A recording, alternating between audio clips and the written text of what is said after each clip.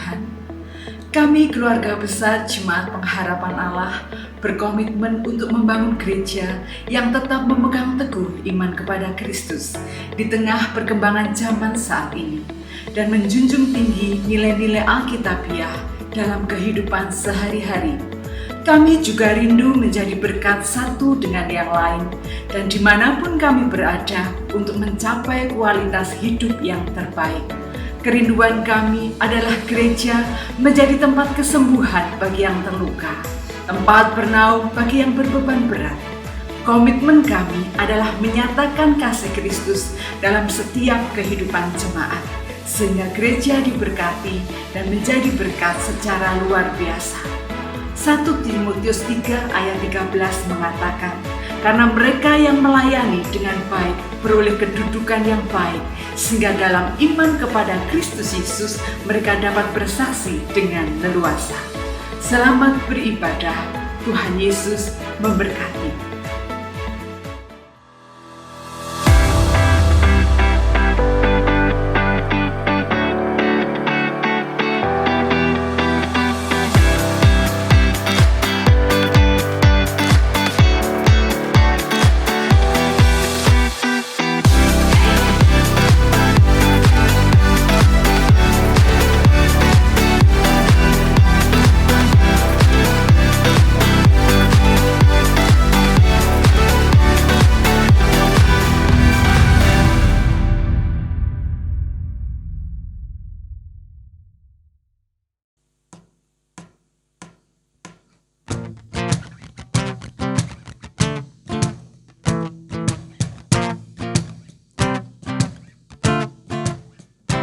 Kasih yang begitu besar, lebih kuat dari dosa.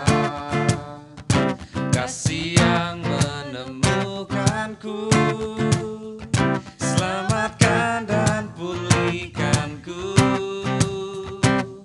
Menaikkan syukurku, ku tak akan berhenti memuji, meninggikan namamu selalu, menari memuliakanmu.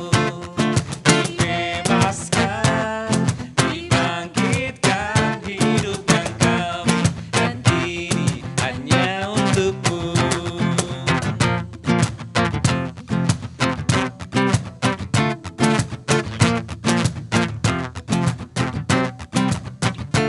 Kasih yang begitu besar, lebih kuat dari dosa. Kasih yang menemukanku, selamatkan dan pulihkanku. Menaikkan syukurku, ku tak akan berhenti memuji, meninggikan namamu selalu, menari memuliakanmu. Dibebaskan, dibangkitkan hidup yang kami, dan kini hanya untukmu. Takkan berhenti memuji, meninggikan namamu selalu, menari memuliakanmu. Dibebaskan, dibangkitkan hidup yang kami, dan kini hanya untukmu. Dibebaskan, dibangkitkan hidup yang kami, dan kini hanya untukmu. Dibebaskan, dibangkitkan hidup yang kau beri, dan kini hanya untukmu.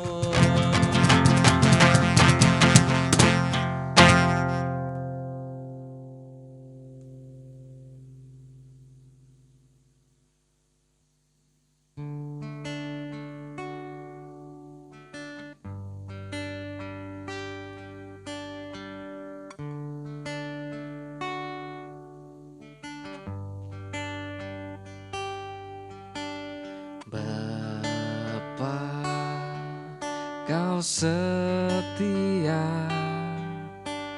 Bapa, Kau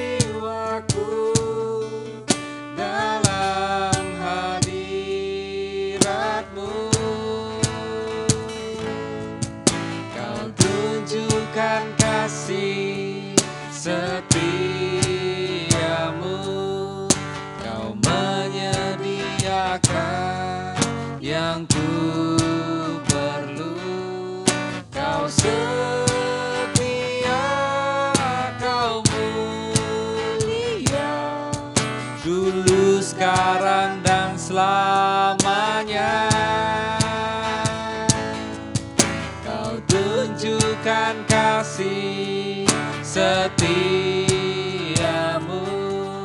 Kau menyediakan yang ku perlu. Kau setia, kau mulia, Bapa, kau setia.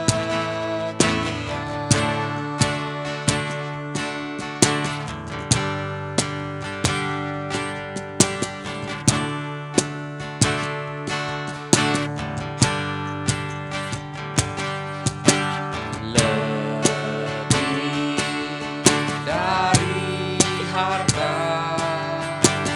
Kaulah segalanya. Tenanglah jiwaku dalam hadirat-Mu.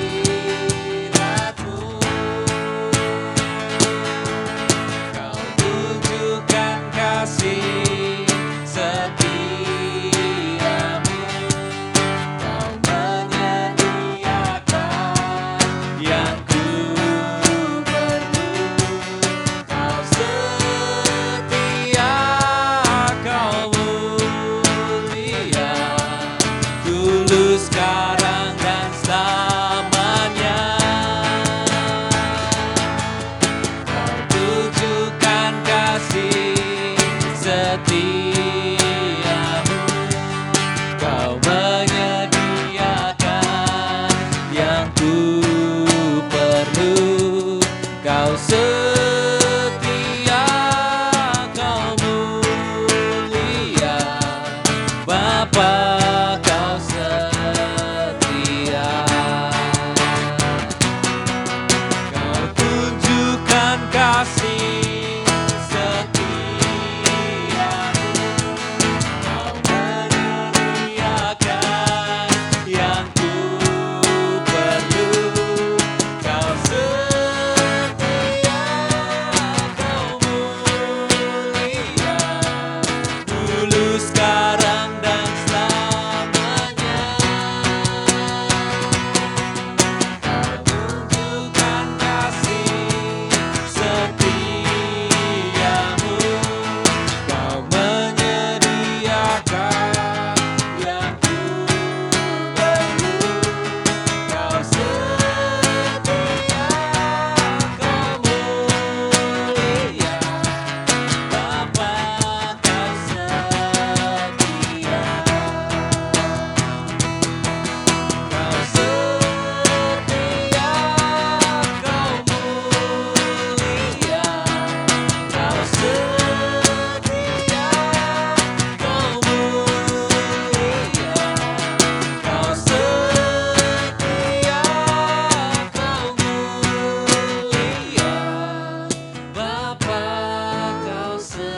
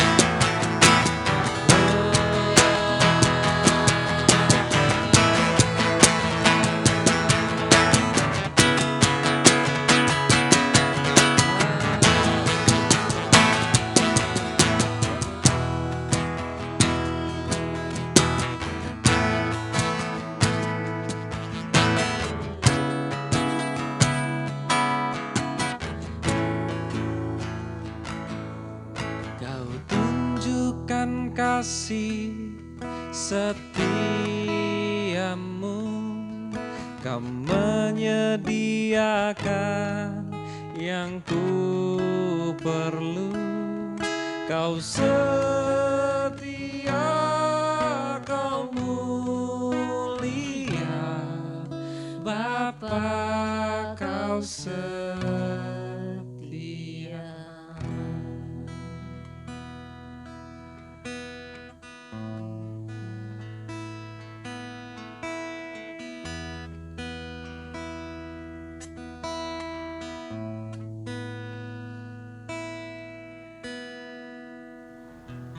Bapa kami yang ada di surga, yang kami sembah di dalam nama Tuhan Yesus Kristus. Mengucap syukur jikalau pada hari ini kami boleh sekali lagi memuji dan menyembah Tuhan. Terima kasih untuk kesempatan kami menyatakan kasih kepada Tuhan. Dan kiranya jikalau sebentar kami membuka hati untuk firman-Mu, biarlah firman-Mu itu menerangi jalan kami, firman-Mu itu membawa kelepasan, membawa kebebasan, membawa kesembuhan, membawa kemerdekaan yang sungguh atas setiap kami, sehingga kami boleh mengalami kemuliaan demi kemuliaan di dalam Tuhan. Tuhan memberkati di dalam nama Tuhan Yesus Kristus. Haleluya. Amin. Amin. Amin. Haleluya. Selalu doa kami menjumpai Anda dalam keadaan yang sehat, yang kuat, yang berbahagia karena diberkati oleh Tuhan. Tentu kita harus mengatur pola makan yang baik, terlebih di masa-masa pandemi seperti ini. Mengatur dengan pola makan yang bergizi, mengatur waktu istirahat kita dengan baik, dan jangan lupa olahraga. Haleluya, katakan amin. Saya berdoa juga supaya Anda bukan hanya bilang amin, tetapi sungguh-sungguh berolahraga supaya badan tetap sehat. Ngomong-ngomong soal olahraga, Alkitab menyebutkan beberapa bagian di mana kehidupan itu seringkali disandingkan atau disamakan dengan pertandingan olahraga. Bahkan kalau saudara ingat, beberapa kali jikalau kita pergi ke rumah duka, pada saat kita mengunjungi atau kehilangan orang yang kita kasihi karena mereka berpulang ke rumah Bapa, satu ayat yang paling terkenal, satu ayat yang paling sering dipajang, satu ayat yang paling sering kita temukan di rumah duka adalah ayat dari 2 Timotius 4 ayat 7. Ayat itu berkata, aku telah mengakhiri pertandingan yang baik. Aku telah memelihara iman, mencapai garis akhir. Kira-kira demikian firman Tuhan berkata. Nah, Bapak Ibu Saudaraku, sekali lagi kita melihat bahwa kehidupan digambarkan di dalam firman Tuhan seperti sebuah pertandingan.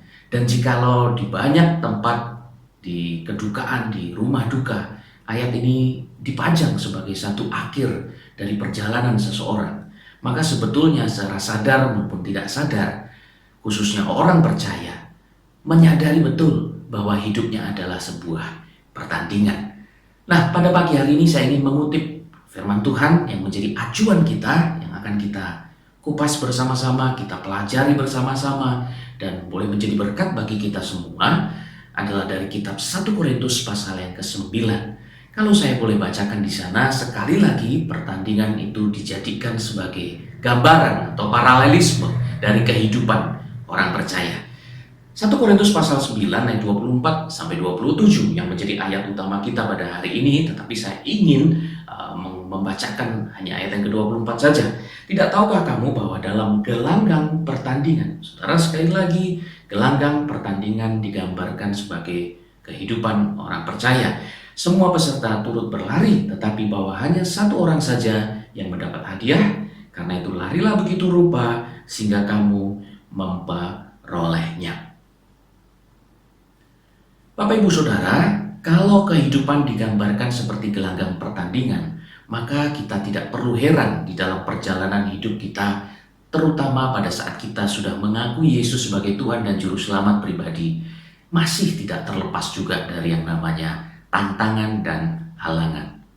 Kita seringkali berpikir bahwa kalau ikut Yesus semuanya berarti berjalan mulus. Kalau ikut Yesus berarti hidup kita penuh dengan pelangi, berarti tidak ada kerikil, tidak ada batu yang menyandung kita. Tetapi kita tahu kalau kita mengenal Allah secara pribadi, kita mengenal firman-Nya, tidak demikian yang dikatakan oleh firman Tuhan. Karena firman Tuhan mengatakan bahwa di dalam Dia, meskipun ada tantangan, ada badai, Tuhan tidak pernah meninggalkan kita. Justru Tuhan seringkali memakai masalah, Tuhan seringkali memakai problem-problem yang terjadi di kanan kiri kita adalah untuk membentuk karakter saudara menjadi dewasa dan semakin serupa dengan Kristus. Jadi saudara, mari kita kembali lagi kepada kata-kata gelanggang pertandingan yang sekaligus menjadi judul khotbah saya pada hari ini, gelanggang pertandingan.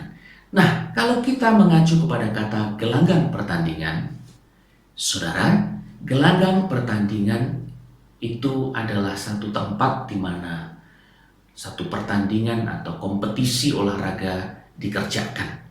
Nah, kalau Alkitab berkata kehidupan itu seperti gelanggang pertandingan, mari kita cermati satu persatu kata-kata tersebut.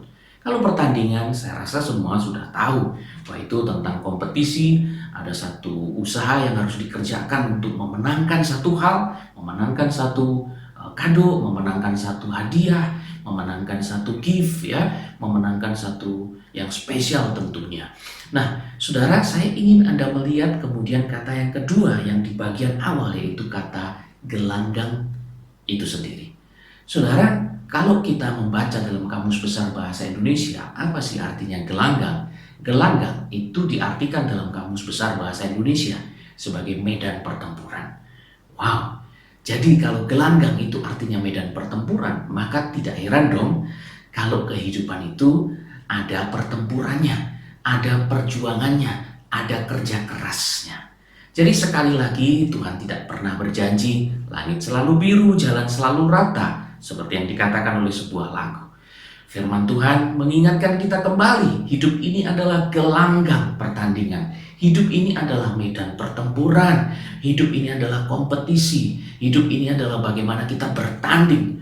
Bukan dengan santai-santai, bukan hanya dengan berdoa, mujizat langsung terjadi, tetapi ada satu perjuangan iman, hidup takut dan gentar di dalam keselamatan yang perlu kita jaga. Nah, saudaraku, jikalau demikian, tentu kita membutuhkan resep-resep yang mujarab, resep-resep yang tepat, bagaimana kita menjalani pertandingan hidup ini dengan benar, supaya kita memenangkan mahkotanya, supaya kita memenangkan hadiah utamanya. Karena dikatakan tadi baru saja kita baca di ayat ke-24, kita akan memenangkannya, dan itu pertandingan yang sangat sengit, saudara. Karena dikatakan hanya satu orang yang jadi juara. Nanti kita akan melihat apa maknanya di sana, saudara. Tapi salah satu makna yang ingin saya tekankan di bagian awal pendahuluan ini, saudara, kalau hanya satu orang yang memenangkannya, betapa kita harus berusaha mati-matian, betapa kita harus berjuang dengan iman kita, sehingga kita mencapai garis akhir. Saya berdoa, sepanjang kita mendengarkan resep-resep firman Tuhan ini, hati kita terbuka untuk dikoreksi. Hati kita terbuka untuk melihat bahwa apa yang sudah terjadi dalam hidup kita, apakah sudah selaras dengan firman Tuhan. Kita berdoa sama-sama supaya di dalam pemberitaan firman Tuhan ini, saudara dan saya diubahkan menjadi semakin serupa dengan firman-Nya, dan kita menyenangkan hati Tuhan sampai pada akhirnya memenangkan mahkota kekekalan itu. Haleluya, kita akan belajar satu persatu. Resep yang pertama yang firman Tuhan katakan kepada kita, kalau hidup itu digambarkan seperti gelanggang pertandingan, miliki kemauan yang kuat. Itu yang pertama, saudara, kemauan yang kuat. 1 Korintus 9 ayat 24, kita kembali lagi kepada ayat utama kita. Karena itu larilah begitu rupa, larilah begitu rupa, ya, larilah dengan kemauan yang kuat, larilah dengan semangat juang yang tinggi, sehingga kamu memperolehnya. Memperoleh apa, saudaraku? Memperoleh hadiah tentunya.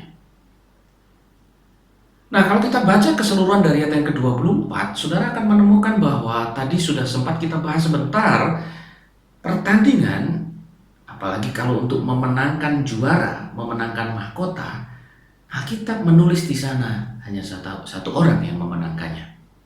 Sekali lagi, hanya satu orang yang memenangkannya.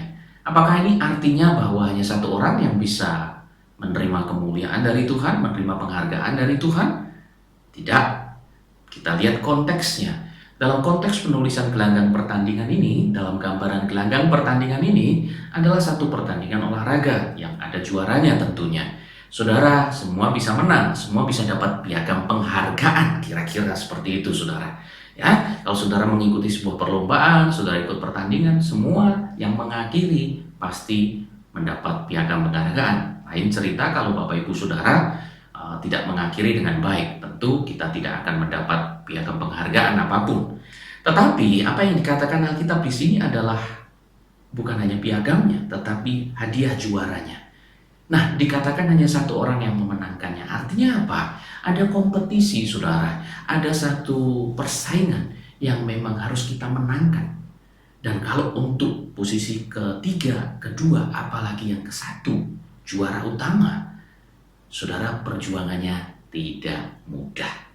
Saya teringat sekali, saudara, bahwa beberapa hari yang lalu anak saya yang nomor 2, yang laki itu ikut perlombaan. Nah, dia ambil 1-2 perlombaan, dan dalam perlombaan itu singkat cerita, perlombaan yang pertama dia gagal menang. Perlombaan yang kedua dia masih berharap bisa menang karena hasil warnanya, hasil dia mewarna itu sangat bagus. Kami juga cukup yakin dia bisa menang. Saudara, apa yang terjadi? Dia memenangkan nominasi di level kelas. Dia maju mewakili kelas, melawan kelas yang lain. Tapi pada saat melawan kelas yang lain, dia gagal menang, sehingga dia tidak bisa mendapat juara 3, 2 maupun yang pertama. Saudara, apa yang terjadi? Nangis sejadi-jadinya. Dia merasa gagal, dia merasa sudah bagus, kok nggak bisa menang. Saudara, tidak mudah bagi saya maupun istri untuk menjelaskan kepada dia betapa ketatnya kompetisi itu, bahwa dia punya lawan sekian ratus orang yang harus dikalahkan. Dan kalau untuk memenangkan juara 1, juara 2, juara 3, sangat-sangat tidak mudah. Kami terus menekankan yang penting kamu sudah berjuang yang terbaik. Saya lihat memang dia lembur sampai malam-malam mewarna sedemikian rupa. Ya, saya tahu perjuangannya tidak mudah.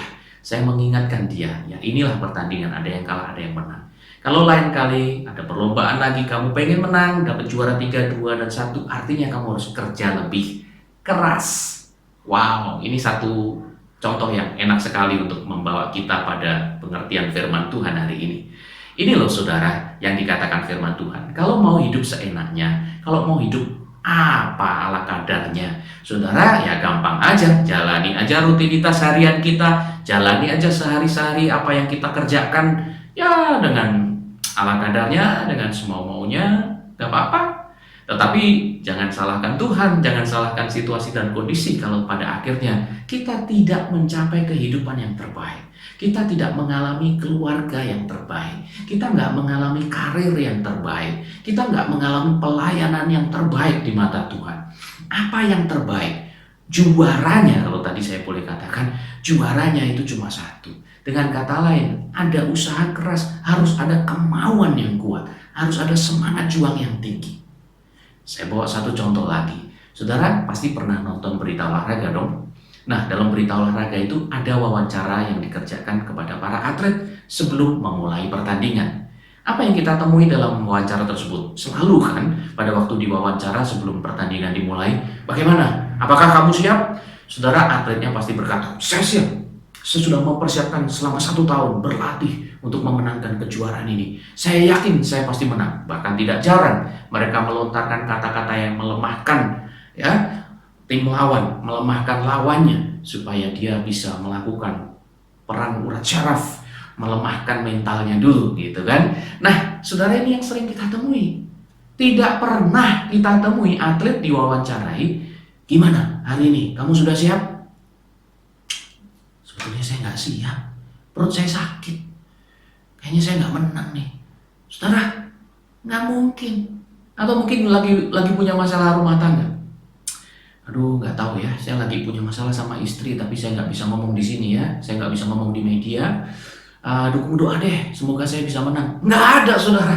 Namanya atlet, kalau dia mau mulai pertandingan, kalau dia mau masuk ke gelanggang pertandingan, ke medan pertempuran, dia harus mengawalinya dengan semangat yang tinggi, keyakinan yang kuat. Pertanyaannya, apakah semua atlet itu tidak punya masalah? Apakah atlet-atlet itu tidak punya kendala? Pasti ada. Tidak jarang kalau dia sudah mengakhiri pertandingannya, dia menang, apalagi di wawancara, dia pasti seringkali bilang gini, tadi sebetulnya awal-awal saya nggak yakin, awal-awal saya sudah ragu karena lutut saya cedera, karena saya tadi sebelum mulai kami ada masalah dengan transportasi kami, dan seterusnya dan seterusnya. Saudara, ini bukti bahwa setiap kali mau memulai satu pertandingan pasti ada tantangannya. Setiap kali mau mulai pertandingan pasti ada yang menjadi halangan. Tetapi seorang atlet yang siap bertanding, dia harus siap dengan kemauan yang kuat. Dia harus siap dengan semangat yang tinggi. Demikian juga dalam menjalani kehidupan untuk mencapai yang terbaik, mengalami keluarga yang terbaik yang diberkati Tuhan, menjadi seorang papa yang terbaik, menjadi seorang mama yang terbaik, menjadi seorang anak yang terbaik di mata Tuhan maupun di mata keluarga kita, menjadi seorang majikan yang baik, pegawai yang baik, membangun perusahaan yang terbaik yang sesuai dengan kehendak Tuhan. Kuncinya satu, dimulai dengan kemauan yang kuat, dimulai dengan semangat. Bukankah semangat yang patah mengeringkan tulang? Mari kita punya semangat dan daya juang yang tinggi, mulai setiap hari dengan semangat. Perkatakan, deklarasikan firman Tuhan, katakan bahwa aku bersemangat, aku mau memulai hari ini dengan bersemangat. Saudara, kalau kita memulai segala sesuatunya dengan kemauan yang kuat, saya percaya hari-hari akan menjadi berbeda. Hari-hari akan sangat menantang untuk ditaklukkan. Dan saya percaya kemungkinan atau persentase untuk kita memenangkan pertandingan itu semakin besar. Hal yang kedua yang Tuhan ajarkan kepada kita, bagaimana kita bisa menjalani dan mengakhiri pertandingan ini dengan mendapatkan mahkotanya, adalah tujuan yang jelas. 1 Korintus 9 ayat ke-26, kalau kita lanjutkan pembacaan firman Tuhan, dikatakan, sebab itu aku tidak berlari tanpa tujuan, dan aku bukan petinju yang sembarangan saja memukul. Saudara, hal yang kedua yang Tuhan ingin tekankan kepada kita, kalau kita ingin memenangkan juaranya, ingin memenangkan mahkotanya, ingin mencapai garis akhir dan mengakhirinya dengan baik, Tuhan mengingatkan kita untuk punya tujuan yang jelas. Saudara, bagaimana mungkin kita mengawali satu hal tanpa tujuan yang jelas? Alkitab menggambarkan kalau kita berlari tanpa tujuan, pukul sembarangan tanpa sasaran yang jelas, maka kita tidak akan mungkin menang. Kita tidak akan berakhir dengan kemenangan. Saudara bisa bayangkan kan, kalau saudara diajak berlari, saudara diajak lari, saudara diajak dalam perlombaan, apalagi yang adalah perlombaan berlari, dan gak ada garis finishnya. Saudara, itu satu pertandingan yang sia-sia, pertandingan yang tidak bermakna. Jangankan menjalaninya, mau memulainya aja sudah males. Bayangkan kalau saudara baca satu selebaran dan di dalam selebaran itu ditulis perlombaan lari, ikuti dan menangkan hadiahnya. Diawali start di Jalan A, ya, Jalan Panglima Sudirman, katakan demikian. Finish ditentukan kemudian. Waduh, Bapak Ibu Saudara bisa membayangkan kan bagaimana ada orang yang mau mendaftar karena garis akhirnya tidak ada. Garis akhirnya mengalir, ditentukan kemudian. Saudara, nggak ada yang mau mengalami pertandingan yang demikian. Demikian pula di dalam hidup ini, kalau Bapak Ibu Saudara mau mengakhiri pertandingan ini dengan benar, maka saudara, penting sekali untuk kita punya tujuan yang jelas. Kenapa? Karena tujuan itu akan mendikte hidup saudara. Tujuan itu akan menentukan hidup saudara. Tujuan itu akan menentukan banyak hal dalam hidup kita. Saya berikan contoh. Saudara, kalau saudara ingin pergi ke satu tempat, saudara, tujuan Anda akan menentukan apa yang Anda bawa. Contoh, kalau saudara ingin pergi ke Puncak Bogor atau ke Lembang di Bandung, saudara pasti akan bawa jaket, saudara pasti akan pakai celana panjang, saudara akan lebih banyak menyiapkan baju-baju yang hangat, yang kalau dipakai bisa menghangatkan tubuh. Kenapa? Karena di sana tempatnya dingin. Karena tujuan yang sudah kita tetapkan tempatnya itu dingin. Sebaliknya, kalau saudara mau pergi ke Makassar, ke Pantai Losari, kalau saudara bawa jaket, itu namanya salah kostum. Kalau saudara mau pergi ke Makassar, saudara pakai baju-baju yang tipis, kaos-kaos yang enak menyerap keringat. Kenapa? Karena situasinya panas, di pantai juga panas. Kalau kita pakai jaket, waduh, kita nggak menikmati liburan. Kita sauna nanti di sana, saudara. Nah, Bapak Ibu Saudara lihat, kemana tujuan kita menentukan apa yang kita bawa. Kemana tujuan kita menentukan style kita. Kalau kita ke pantai pakai jaket kutub, waduh, itu kacau, saudara. Sebaliknya kalau kita ke puncak gunung yang dingin, yang hawanya sejuk sekali, dan saudara malah pakai baju singlet, ya, pakai baju kutungan, waduh, Anda bisa menggigil kedinginan, bahkan bisa mati kedinginan. Saudara, ini yang saya katakan, tujuan yang kita tetapkan itu menentukan hidup kita. Kalau kita tidak berhati-hati dengan tujuan hidup kita, itu akan sangat berbahaya. Kalau tujuan hidup seseorang adalah untuk kaya, maka apa yang terjadi? Dia akan menghalalkan semua cara untuk jadi kaya. Kalau tujuan seseorang hanya untuk memuaskan nafsunya, maka apapun yang berkaitan dengan nafsunya, baik itu dengan hobinya, dengan kesukaannya, ya, itu yang akan dia kejar, itu yang akan dia korbankan.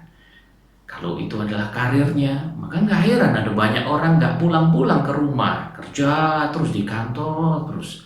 Saudara, berhati-hatilah. Tujuan yang kita tetapkan akan mendikte hidup kita. Tujuan yang kita punya akan menentukan bagaimana kita menjalani pertandingan hidup ini.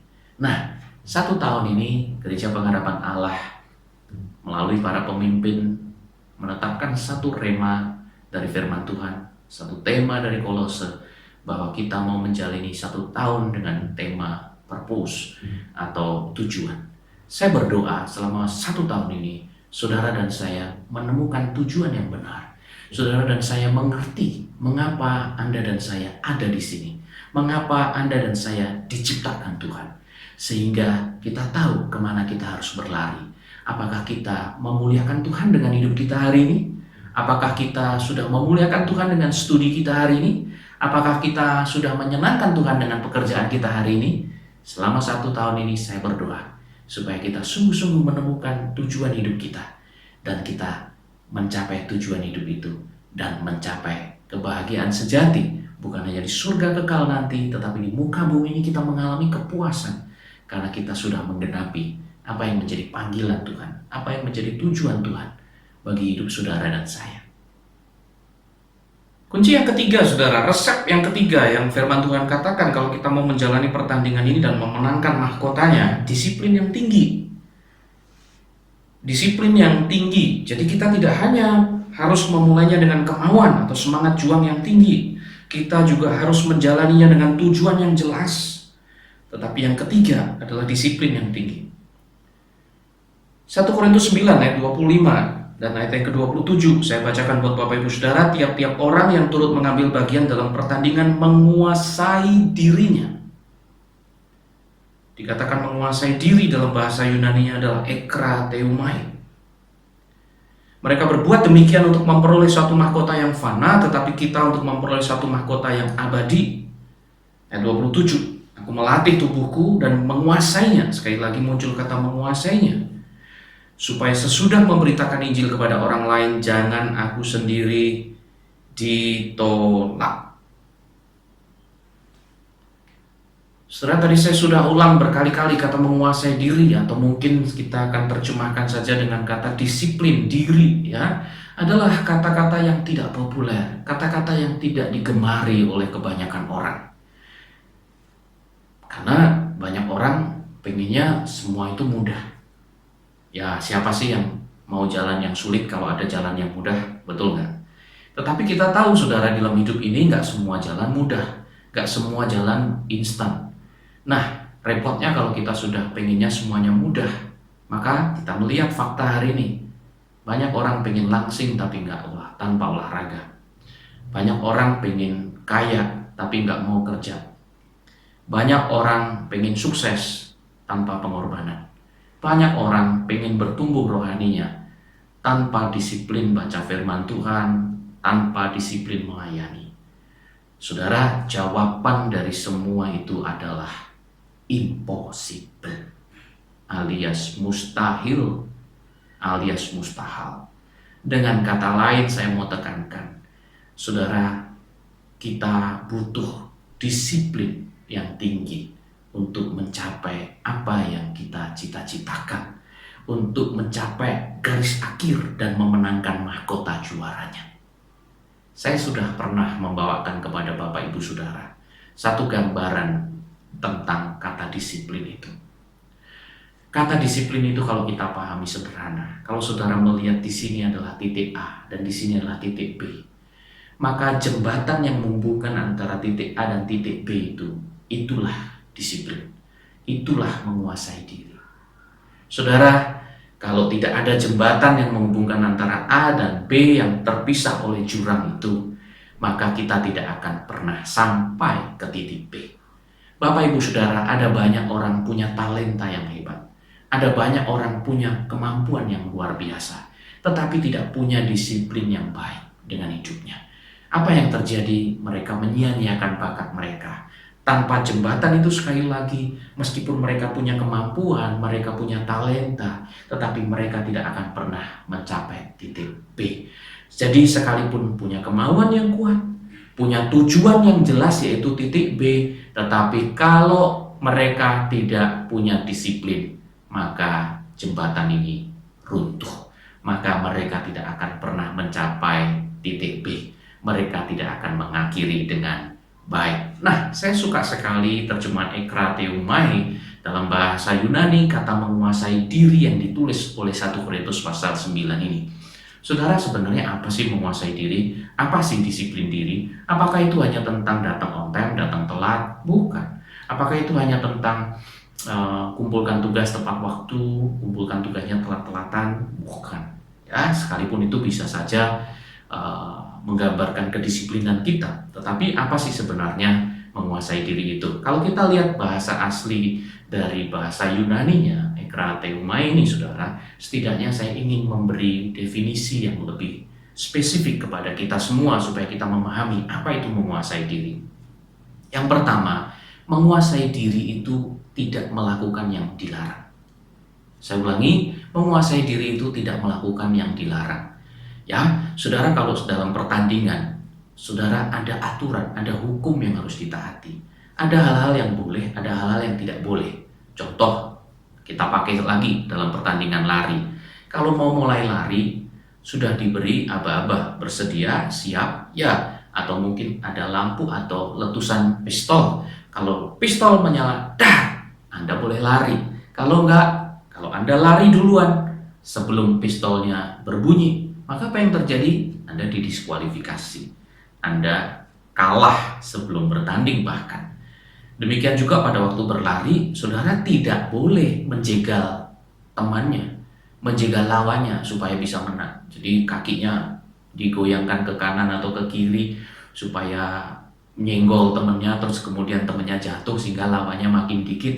Maka apa yang terjadi? Sekali lagi Anda akan didiskualifikasi dari pertandingan. Jadi menguasai diri itu bicara bagaimana kita hidup, tahu yang benar, kita jalankan yang benar. Jangan kita lawan. Ada banyak orang percaya tahu yang benar, tapi nggak mau jalani yang benar. Tahu hukum tentang kasih misalnya, tetapi tidak mau mengasihi, simpan kepahitan, tidak mau mengampuni, hidupnya jadi berantakan, hidupnya pahit, hidupnya menyedihkan.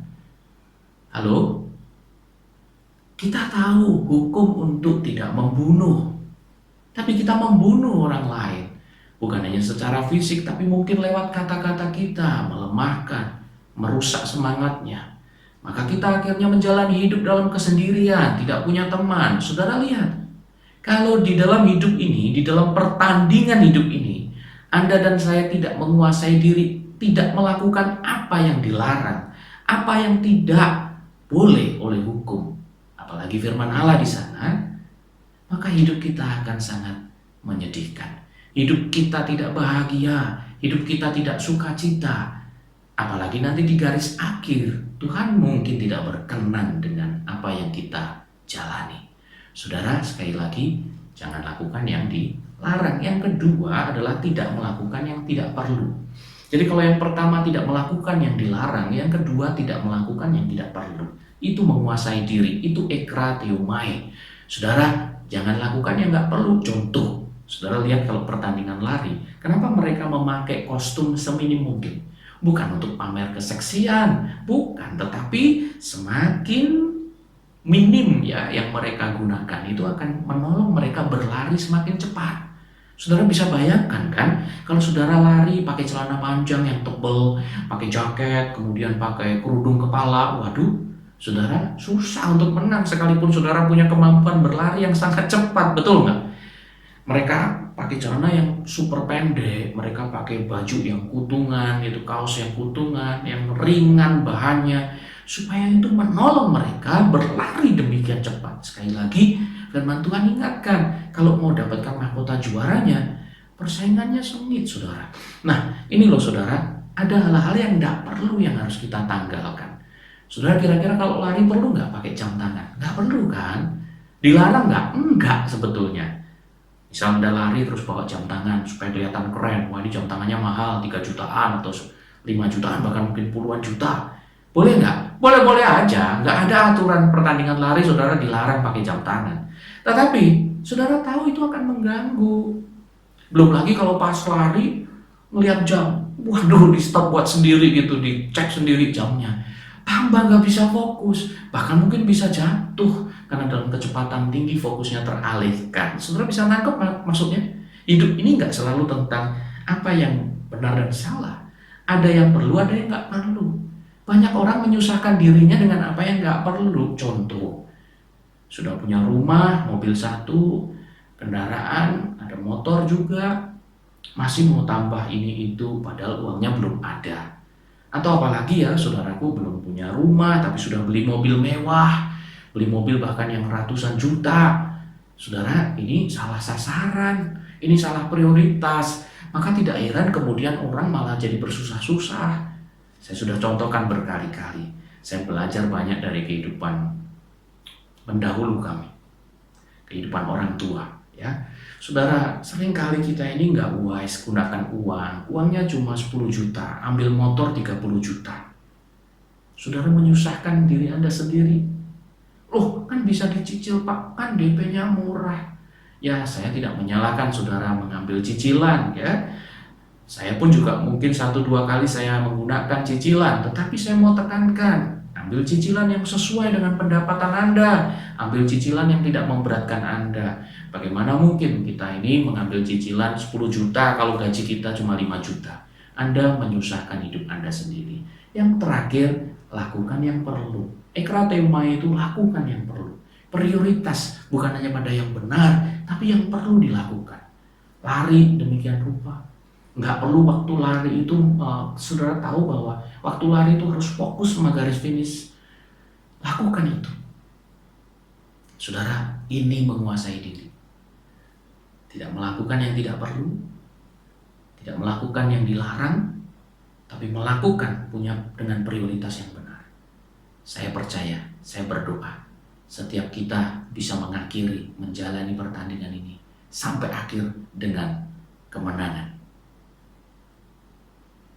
Hal terakhir yang Tuhan pesankan kepada kita hari ini adalah determinasi yang luar biasa, keteguhan hati yang luar biasa. Determinasi itu adalah keteguhan hati. Kalau kita melihat saudara di bagian terakhir dari pembacaan firman Tuhan kita hari ini, yaitu ayat ke-27, aku melatih tubuhku menguasai seluruhnya. Tujuannya apa saudara? Supaya sesudah memberitakan Injil kepada orang lain, jangan aku sendiri ditolak.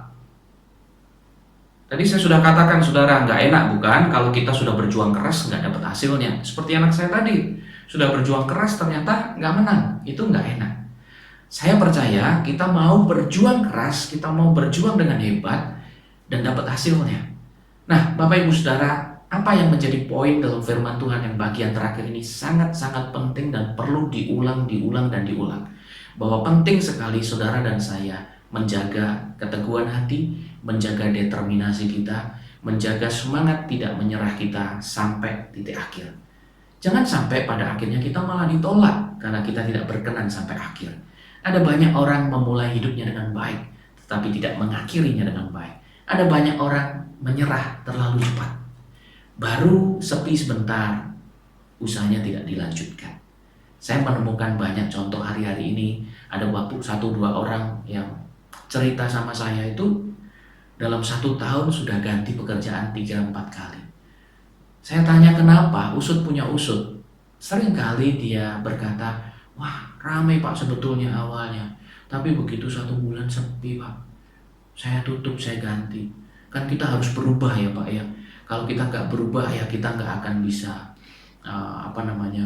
berkembang gitu katanya. Wah kelihatannya secara logika benar ya yang dia omongkan. Tetapi saya punya usut setelah dia cerita, ganti pekerjaan kedua, ganti pekerjaan ketiga, ganti pekerjaan keempat dalam 1 tahun loh saudara. Saya menemukan adalah karena dia adalah tipikal orang yang gampang putus asa, nggak punya keteguhan hati. Saya juga banyak menemukan anak-anak studi belajar saudara. Kenapa ada mereka-mereka yang gagal, mereka yang prestasinya biasa-biasa saja. Bukan karena mereka nggak pinter. Pinter itu kalau menurut saya malah nomor sekian. Tapi seringkali adalah mereka gampang putus asa. Baru ditegur gurunya 1 kali, ngambek, nggak semangat sekolahnya. Baru dapat nilai jelek sekali karena ada salah-salah, gurunya sangat detail, nggak semangat, loyo. Katanya gurunya benci sama aku. Saudaraku, ini yang sering terjadi saya amati. Orang seringkali tidak menjalani pertandingan hidupnya dengan baik, tidak mengakhirinya dengan baik, karena mereka menyerah terlalu cepat. Bapak Ibu Saudara, determinasi yang tinggi sangatlah penting. Ayo kita lihat Ibrani 12 ayat yang pertama sampai yang ketiga. Firman Tuhan berkata, kita ini punya banyak saksi, bagaikan awan yang mengelilingi kita. Marilah kita menanggalkan semua beban dan dosa yang begitu merintangi kita. Berlomba dengan tekun, saudara saya ulangi, berlomba dengan tekun dalam perlombaan yang diwajibkan bagi kita. Dan mari kita melakukannya dengan apa saudara? Bagaimana caranya? Bagaimana saya tekun? Bagaimana saya punya determinasi yang kuat? Pak, nggak mudah. Hidupan saya susah, keluarga saya nggak mudah, hari ini sedang mengalami pergumulan yang berat. Apapun hari ini yang sedang saudara gumulkan, pertandingan apa yang sedang saudara hadapi, Alkitab berkata, ayo kita lihat yang kedua, marilah kita melakukannya dengan mata yang tertuju kepada Yesus. Ayat yang ketiga, saya lompat ke sana, dikatakan, ingatlah selalu akan Dia yang tekun menanggung bantahan yang sehebat itu terhadap dirinya dari pihak orang-orang berdosa. Supaya kamu apa saudara? Jangan menjadi lemah dan putus asa. Saudara yang dikasihi Tuhan, inilah pesan yang terakhir pada hari ini. Saudara, bagaimana kita punya kemenangan kalau kita nggak bertahan sampai akhir? Bertahan dengan baik, bertahan dengan prestasi tentunya, bukan hanya bertahan hanya asal-asalan. Kuncinya adalah kita fokus ke Tuhan. Dunia mungkin hari ini mengecewakan, tapi kalau kita punya mata iman, pengharapan di dalam Yesus, bahwa di dalam Yesus tidak ada yang namanya kata ending gagal, ujungnya pasti baik, saudara akan kuat. Dan mari kita ingat bahwa Yesus juga menanggung bantahan yang hebat. Yesus bahkan sampai mati di kayu salib mengasihi saudara dan saya. Apakah kita masih mau menyia-nyiakan kasih karunia-Nya itu? Apakah kita masih mau hidup seenak-enaknya, hidup dalam dosa, memuaskan hawa nafsu kita? Saudara, saya berdoa tidak. Saya berdoa Anda dan saya mengingat kasih Tuhan ke kita, sehingga kita bertahan sampai akhir. Kalau Yesus bertahan, Dia berkata, aku tidak akan meninggalkan engkau. Saudaraku, Anda dan saya tidak sendirian. Yesus menyertai kita. Roh Kudus memampukan kita. Amin saudaraku. Bertahan sampai akhir. Teguhlah sampai akhir. Ada 4 hal yang Tuhan ingatkan kepada kita hari ini. Kalau kita mau menjalani kehidupan pertandingan ini dengan benar. Kemauan yang kuat, tujuan yang jelas, disiplin yang tinggi, dan determinasi yang kuat. Determinasi sampai akhir. Bertahan teguh hati sampai akhir. Tuhan memberkati saudara. Kita akan berdoa sama-sama. Tuhan, kami tahu hidup ini seperti gelanggang pertandingan, medan pertempuran yang harus kami menangkan, perjuangan yang harus kami kalahkan. Kami sangat percaya, kami mungkin orang-orang biasa, yang dengan kemampuan yang biasa. Tapi kami percaya, kami bisa menjadi luar biasa, bahkan mengakhirinya dengan luar biasa. menjadi juara pada akhirnya, mendapatkan mahkota pada akhirnya. Karena kami mau menjalani seperti yang firman Tuhan katakan. Dengan semangat, dengan kemauan yang kuat, dengan tujuan yang jelas, tujuan yang benar. Tolong kami selama 1 tahun dalam pembelajaran bersama kami sebagai satu gereja, satu tubuh Kristus, untuk kami mengerti apa tujuan Tuhan bagi hidup kami. Dan demikian juga kami mau belajar menjalaninya dengan disiplin, tidak suka menunda-nunda, tidak suka melakukan yang tidak perlu, tetapi prioritas yang benar. Kami juga berdoa Tuhan supaya kami teguh sampai pada akhirnya. Seperti tokoh-tokoh iman di Alkitab mengakhiri dengan baik. Biarlah kami juga mengakhiri dengan baik seperti yang apa firman Tuhan katakan dalam 2 Timotius pasal 4. Aku telah mencapai garis akhir, aku telah memelihara iman, aku mengakhirinya dengan baik. Tuhan, biarlah itu terjadi kepada setiap kami yang mendengar firman ini dan mau melakukannya. Di dalam nama Tuhan Yesus Kristus, Tuhan memberkati kami. Amin, amin, amin, amin. Tuhan Yesus memberkati saudara.